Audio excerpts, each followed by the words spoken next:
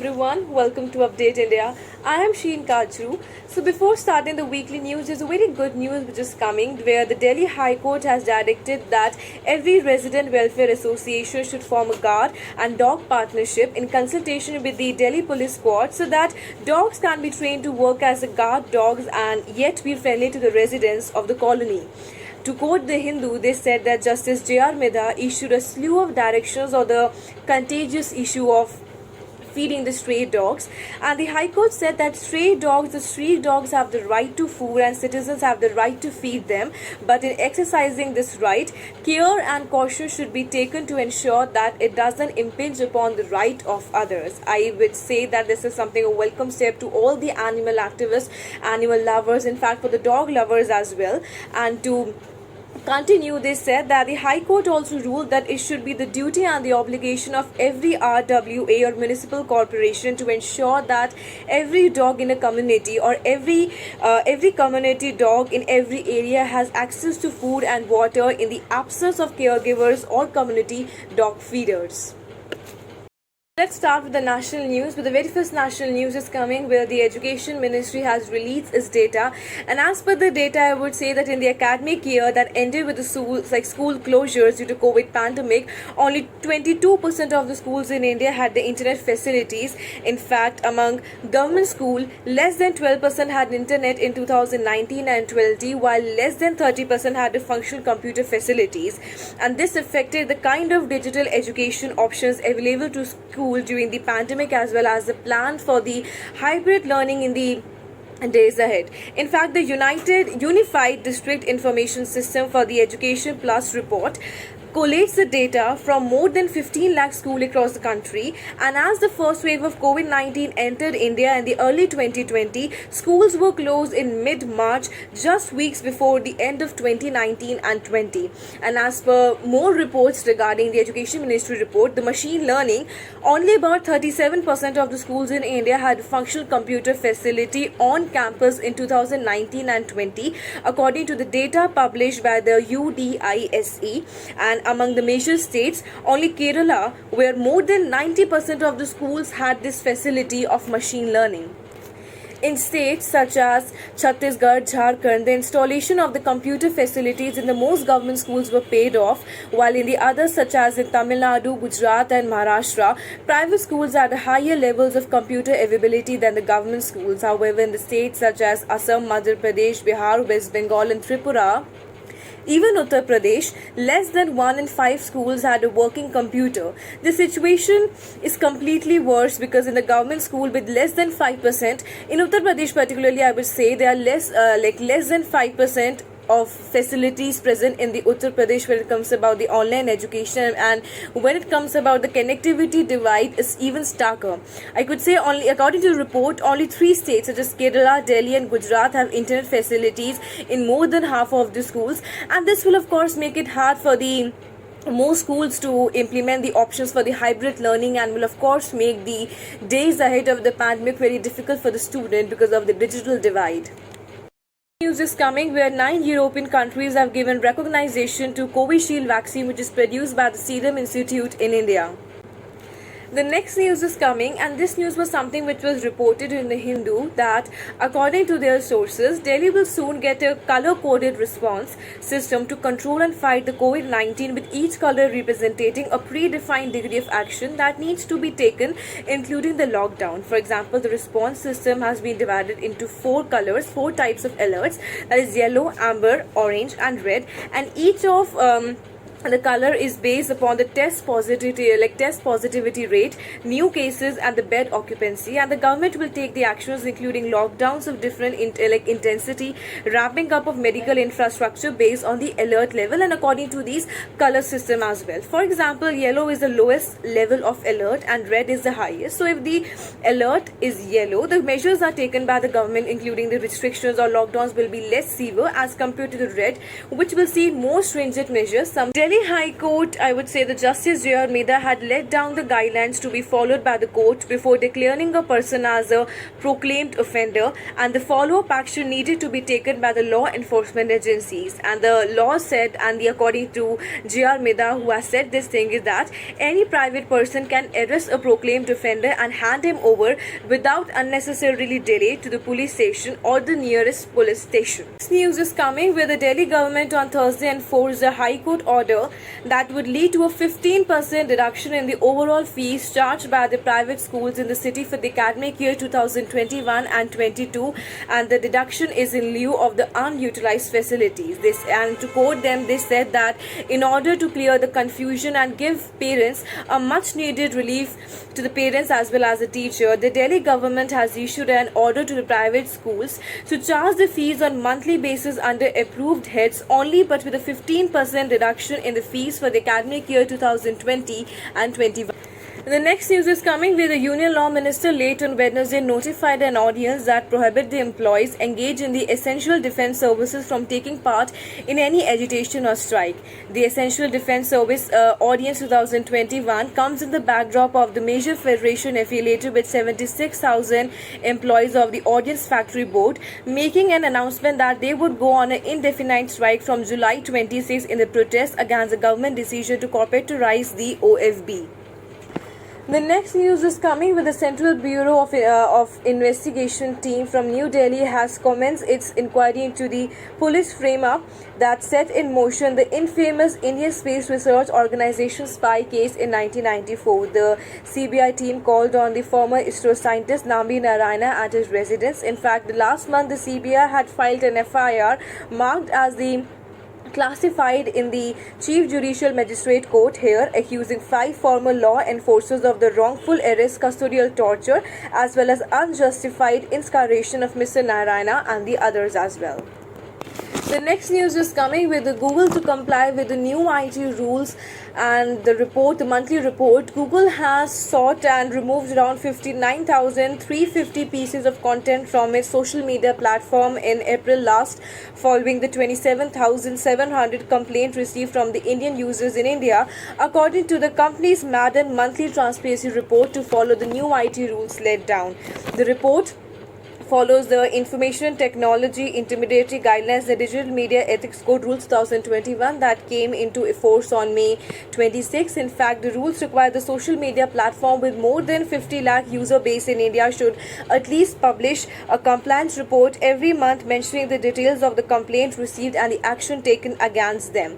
And as per it, that Google published its monthly report, and around 27,762 complaints were filed in April month. With the centre's digital agriculture proposal raised concerns of exploitation of farmers, data protection, consent, mismanagement, land record, exclusion of landless cultivators, and the corporatization of the agriculture, according to 91 organizations which sent in their feedback to the government on the Wednesday. They also demanded that the centre stop the implementation of the pilot project being rolled out in partnership with the tech and retail giant, including the Microsoft, Amazon, and Patanjali.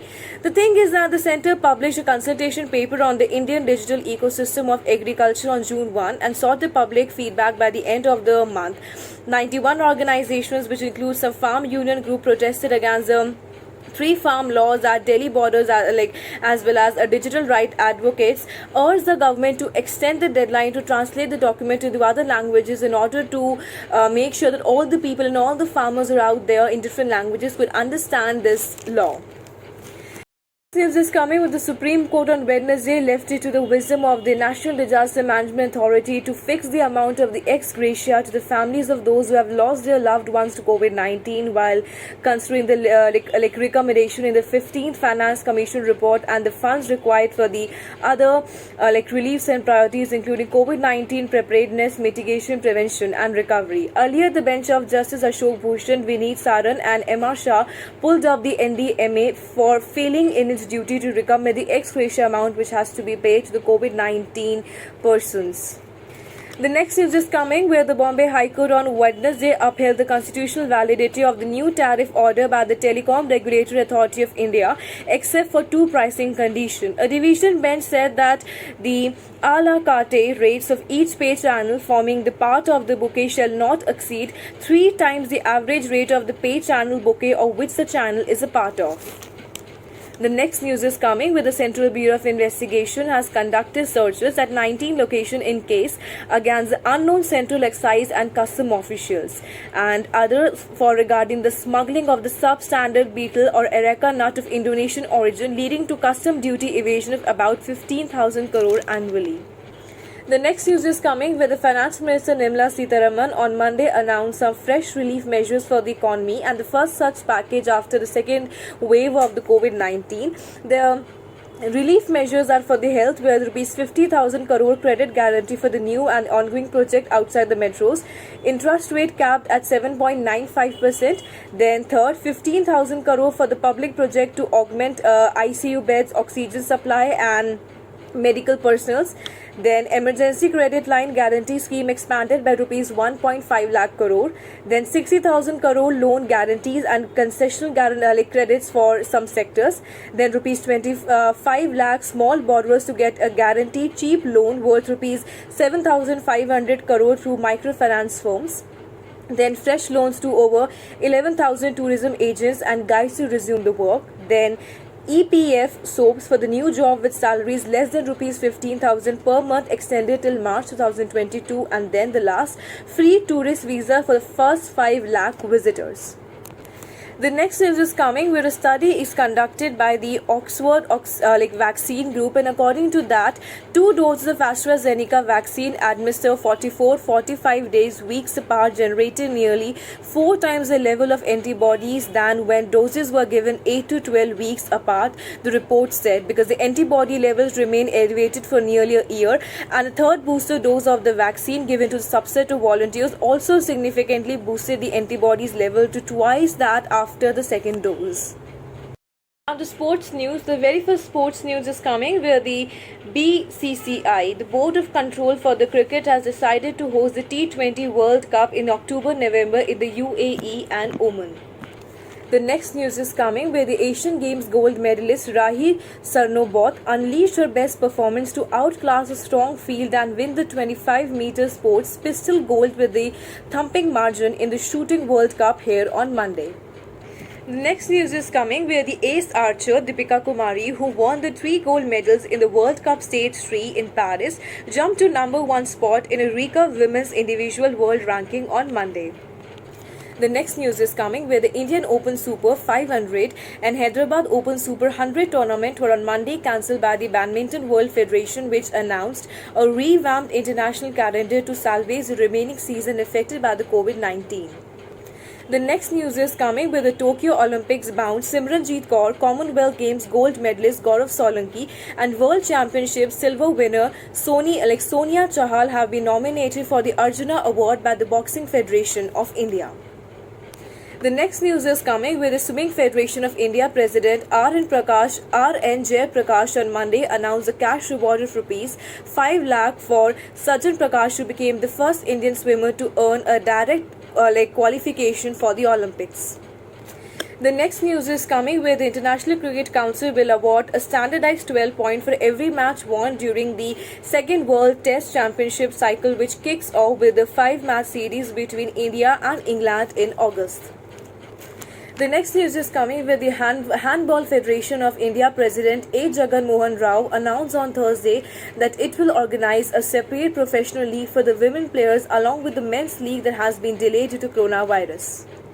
The next news is coming where the India's top table tennis player A. Sharat Kamal has signed up with the Fast and Up, a sports nutritional brand, for his all-dietary supplement for the Tokyo Olympics. The next news is coming where Sri Hari Nataraj has become the second Indian after Sajjan Prakash to secure a A-mark Olympic qualification time after his time of 53.77 seconds in a 100-meter backstroke time trial in Rome last weekend was ratified by FINA, the Swimming Federation of India, announced on Wednesday. The next news is coming where the BCCI has decided to recommend women's cricketer Mithali Raj and spinner R. Ashwin for the Rajiv Gandhi Khel Ratna Award, the country's highest sport award honor. Now, the economy this week, with the very first economic news is coming where India's fiscal deficit in the first 2 months of 2021 and 22 stood at 8.2% of the budget target, with the revenue receipts rising even as spending contracted by the end of the May. And this is something which was released by the Controller Journal of Account on the Wednesday. The next news is coming where the output from India's 8 core industries grew 16.8% in May 2021, with 6 sectors reporting significant positive growth due to the base effect from May 2020. The next news is coming where the India's current account deficit widened in the January-March quarter on the back of a higher trade deficit and lower net invisible receipt, the RBI of India said in a release on Wednesday. The CAD, that is the current account deficit, stood at $8.1 billion in January-March compared with the surplus of $0.6 billion in the same quarter last year. The next news is coming where the rupee posted its biggest monthly drop since the onset of the pandemic in the March last year, where the crude oil prices and concern over the US Federal Reserve wielding at undwingling its massive stimulus. The traders said that the month-end demand for the dollars from an oil import was one of the main factors driving the unit lower. The next news is coming where the government has decided to leave the interest rate on small savings instrument for the upcoming July-September quarter unchanged, the Finance Ministry said in a memo. The next news is coming where the government must help in the Jet Airways revival and resolve the issue of airport slots through the airline can't claim historicity over them, the National Company Law Tribunal has said.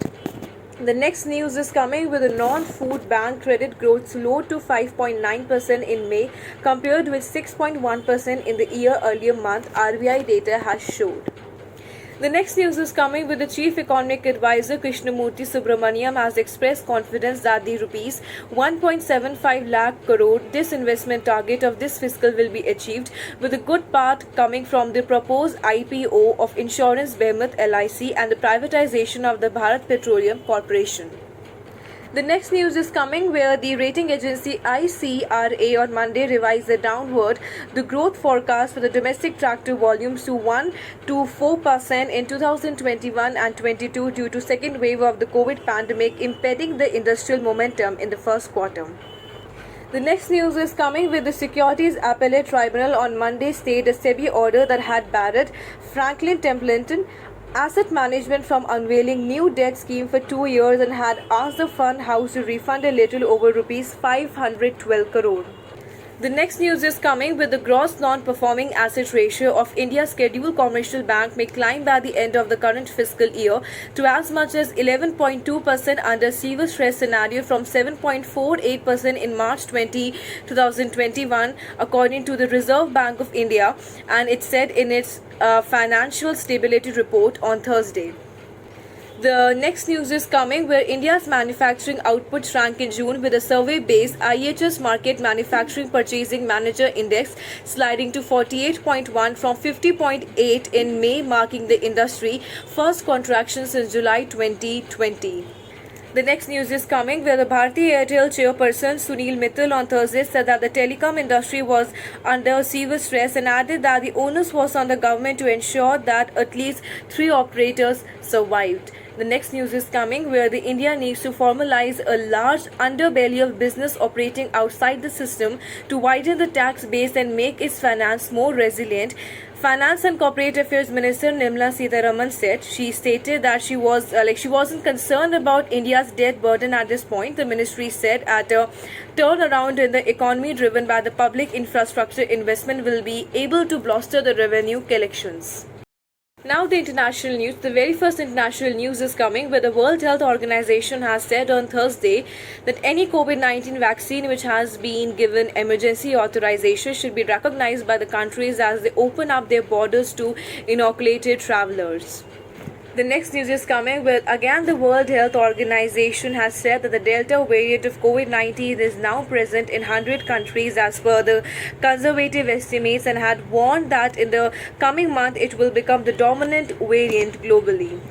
Indian government action on the person behind the media report and social media posts attacking the dignity of its resident diplomat while seeking a greater security for the officials. In a letter that has raised eyebrows within the Malvidian, the High Commission of India said that the repeated attacks were motivated, malicious, and increasingly personal.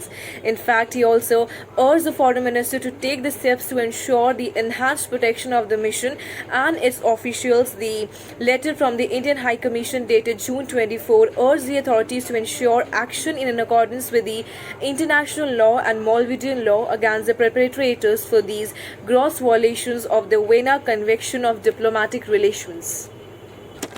The next news is coming with the collapse of international tourism due to COVID-19 could cause the world at least $4 trillion in terms of global GDP for the 2020 and 2021 according to the report from two United Nations institutions. The report named COVID-19 and tourism and update said that India experienced a 54% drop in the tourist arrival in 2020, and the joint report was released by the UN Conference on Trade and Development and the UN World Tourist Organization on Wednesday. The next news is coming with the US has, on President Joe Biden's direction, conducted air strikes at the two locations in Syria and one in Iraq. The Pentagon announced the early morning defensive precision air strikes were carried out on facilities along the Iraq-Syria border used by Iran-backed militias to conduct drone attack against the American personnel and facilities in Iraq, according to the Pentagon. The United States launched a joint naval exercise in the Black Sea on Monday in a show of the Western cooperation with Kyiv as it faced off with Russia. The next news is coming where Egypt, Jordan and Iraq agreed to bolster the security and economic cooperation at tripartite summit on Sunday that saw an Egyptian head of state visit Iraq for the first time in 3 decades. The next news is coming where the UN Human Rights Chief, in a landmark report launched after the killing of George Floyd in the US, is urging the countries worldwide to do more to help and end the discrimination, violence and systematic racism against the people of African descent and make amends to make them, including the reparation. The report from the Michelle Bachelet, the UN High Commissioner for the Human Rights, offers a sweeping look at the root of centuries of mistreatment faced by the Africans and the people of African descent, notably from the transatlantic slave trade. The next news is coming where the Secretary of the State, Antony Blinken, on Monday pressed the US allies to bring back the citizens arrested overseas for joining the Islamic State group, warning they could not be held indefinitely in Syria. Mr. Blinken made the appeal in Rome at a meeting of 83-member coalition on defeating the extremist network, where he and the host Italy for the greater attention to the threat in Africa.